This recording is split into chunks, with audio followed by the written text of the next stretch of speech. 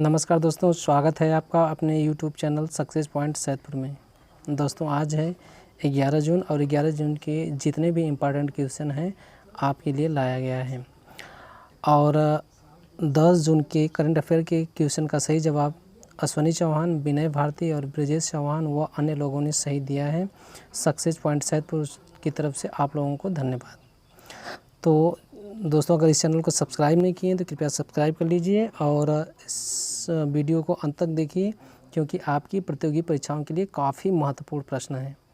जिसमें आज का पहला प्रश्न है, गैरसैंण किस राज्य की ग्रीष्मकालीन राजधानी घोषित हुआ है?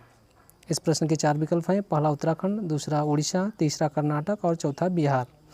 तो इस प्रश्न में जो आपका पहला विकल्प है उत्तराखंड वह सही है। अब हम लोग उत्तराखंड के बारे में जान लेते हैं। तो सबसे पहले तो गैरसैंण को राजधानी घोषित करते ही उत्तराखंड राज्य की 2 राजधानियां हो गई हैं। देखिए, काफ़ी इम्पोर्टेंट क्वेश्चन है। और ये इसमें जो आपका पहला है देहरादून, जो कि शीतकालीन राजधानी है, और गैरसैंण जो बनी है वह ग्रीष्मकालीन राजधानी बनाई गई है। और उत्तराखंड के वर्तमान मुख्यमंत्री त्रिवेंद्र सिंह रावत हैं और राज्यपाल श्रीमती बेबी रानी मौर्य हैं। उत्तराखंड का राजकीय पशु कस्तूरी मृग है और राष्ट्रीय पुष्प ब्रह्म कमल तथा राष्ट्रीय पक्षी मोनाल है। और यहाँ का राजकीय वृक्ष बुरांश वृक्ष है। और उत्तराखंड का पूरा क्षेत्रफल जो है 55,483 वर्ग किलोमीटर है। और एक बात और इम्पॉर्टेंट है कि उत्तराखंड राज्य का गठन 9 नवंबर 2000 को हुआ है और उस समय इसका नाम उत्तरांचल रखा गया था। बाद में 1 जनवरी 2007 को उत्तरांचल से बदलकर उत्तराखंड रखा गया। अब चलते हैं आज के अगले प्रश्न की ओर। तो आपका आज का अगला प्रश्न है, कौन सा देश महिला विश्व कप फुटबॉल 2023 के मेज़बानी से हटा दिया गया है? इस प्रश्न के 4 विकल्प हैं। पहला ब्राज़ील, दूसरा भारत, तीसरा अमेरिका और चौथा जापान। तो इसमें आपका जो पहला विकल्प है ब्राज़ील वह सही है। तो देखिए, कोविड-19 महामारी के प्रभाव के कारण 25 जून 2020 को ब्राज़ील में होने वाले महिला फुटबॉल को ब्राज़ील से स्थगित कर दिया गया है। अब ये जो है कोविड-19 की महामारी के कारण ऐसा किया गया है, क्योंकि अब तक जो है कोविड-19 महामारी से ब्राज़ील में लगभग 37,000 से अधिक लोगों की मौत हो चुकी है। आज का अगला प्रश्न है, मारुति सुजुकी कंपनी ने ऋण हेतु किसके साथ समझौता किया है? इस प्रश्न के 4 विकल्प हैं। पहला LIC, दूसरा महिंद्रा फाइनेंस, तीसरा रिलायंस और चौथा टाटा मोटर्स। तो इसमें जो आपका दूसरा विकल्प है महिंद्रा फाइनेंस वह सही है।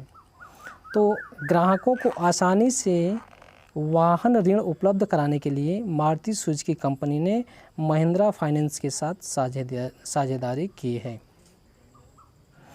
आज का अगला प्रश्न है, केंद्र सरकार ने BS4 वाहनों पर किस रंग की पट्टी लगाने के लिए अनिवार्य किया है? इस प्रश्न के 4 विकल्प हैं। पहला पीला, दूसरा हरा, तीसरा नीला और चौथा काला। तो इसमें जो आपका दूसरा विकल्प है हरा वह सही है। केंद्र सरकार ने अपने निर्देश में ये कहा है कि राज्यों में इलेक्ट्रिक वाहनों के तौर पर रजिस्टर होने वाले सभी वाहनों के नंबर प्लेट हरे रंग के होने चाहिए।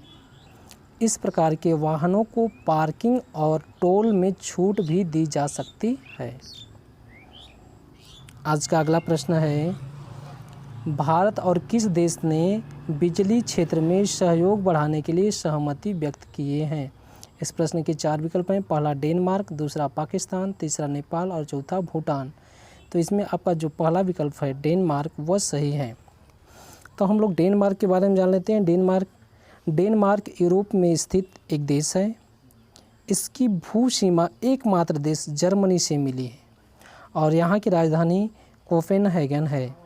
यहाँ की राजभाषा डेनिश और यहाँ के मुख्यमंत्री आंद्रेस फाग रासमुसेन हैं। और भारत तथा डेनमार्क आपस में बिजली के क्षेत्र में सहयोग बढ़ाने के लिए आश्वासन व्यक्त किए हैं। दोस्तों, अगर चैनल को सब्सक्राइब नहीं किए तो सब्सक्राइब कर लीजिए और वीडियो को लाइक शेयर और कमेंट अवश्य कीजिए। और आज का अगला प्रश्न है, येल विश्वविद्यालय द्वारा जारी वर्ष 2020 पर्यावरण प्रदर्शन सूचकांक के 180 देशों में भारत किस स्थान पर है? तो इस प्रश्न के 4 विकल्प हैं। पहला 110वां, दूसरा 118वां, तीसरा 121वां और चौथा 168वां। तो इसमें जो आपका चौथा विकल्प है 168वां वह सही है। दोस्तों, ये जो है पर्यावरण प्रदर्शन सूचकांक जो है येल विश्वविद्यालय द्वारा प्रतिवर्ष 2 वर्ष बाद जारी किया जाता है। तो इसमें भारत का जो स्थान है 168वें स्थान पर है 2020 में, जबकि वर्ष 2018 में भारत जो है 177वें स्थान पर था। और 2020 के पर्यावरण प्रदर्शन सूचकांक में पहले स्थान पर डेनमार्क और दूसरे स्थान पर लक्ज़मबर्ग है। और जो अंतिम आपका 180वां स्थान है उस स्थान पर लाइबेरिया देश है। आज का अगला प्रश्न है, किस राज्य की सरकार ने 5 स्टार होटलों को हॉस्पिटल बनाने की घोषणा की है? इस प्रश्न के 4 विकल्प हैं। पहला दिल्ली, दूसरा उत्तर प्रदेश, तीसरा महाराष्ट्र, चौथा पंजाब।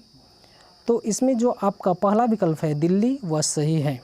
तो दिल्ली के मुख्यमंत्री अरविंद केजरीवाल ने कोविड-19 के मरीजों की संख्या में लगातार वृद्धि को देखकर 5 स्टार होटलों को अस्पताल में तब्दील करने की घोषणा की है। आज का अगला प्रश्न है, किसने कोविड वीप ऐप लॉन्च किया है?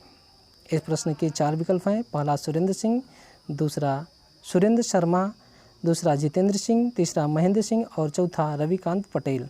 तो इसमें जो आपका दूसरा विकल्प है जितेंद्र सिंह वह सही है। तो भारत के केंद्रीय मंत्री जितेंद्र सिंह ने कोविड-19 मरीजों के लिए वायरलेस शारीरिक मानदंडों के लिए पहली स्वदेशी निगरानी प्रणाली कोविड वीप ऐप की शुरुआत की है। आज का अगला प्रश्न है, किस राज्य ने राज कौशल पोर्टल लॉन्च किया है? इस प्रश्न के 4 विकल्प हैं। पहला उत्तर प्रदेश, दूसरा पंजाब, तीसरा राजस्थान और चौथा कर्नाटक। तो इसमें जो आपका तीसरा विकल्प राजस्थान है वह सही है। तो राजस्थान के बारे में जान लेते हैं। राजस्थान के मुख्यमंत्री अशोक गहलोत ने श्रम और रोजगार विभाग की तरफ से विश्व पर्यावरण दिवस के पूर्व संध्या पर राज कौशल पोर्टल की शुरुआत की है। इसके अंतर्गत श्रमिकों का पंजीकरण ऑनलाइन किया जाएगा और उन्हें रोजगार उपलब्ध कराना सुनिश्चित किया जाएगा।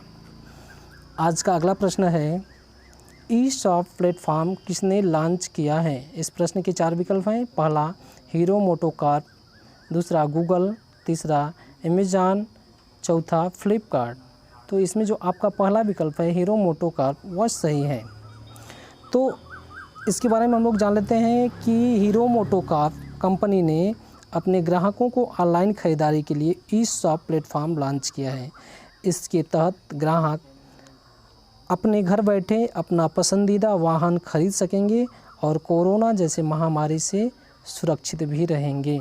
इस प्रकार से एक करंट अफेयर का क्वेश्चन जो था वो समाप्त हुआ। और जैसा कि आप लोग जानते हैं कि इसके अंत में एक प्रश्न पूछा जाता है जिसका उत्तर आपको कमेंट के माध्यम से देना है। तो आज का प्रश्न है, 2018 के पर्यावरण प्रदर्शन सूचकांक में भारत किस स्थान पर था? इस प्रश्न का उत्तर आप कमेंट के माध्यम से दे सकते हैं।